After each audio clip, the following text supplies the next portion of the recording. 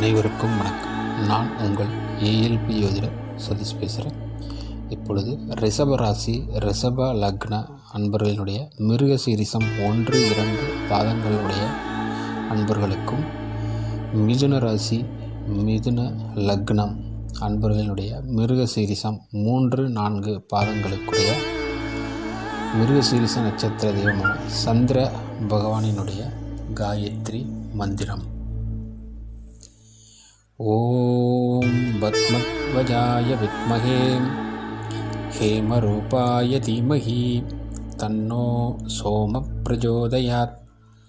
இந்த காயத்ரி சந்திரன் காயத்ரி மந்திரத்தை தினமும் அதிகாலை 4 மணி பிரம்ம முகூர்த்தத்தில் 27 முறை சொல்லி வர நற்பலன்கள் கிட்டும்.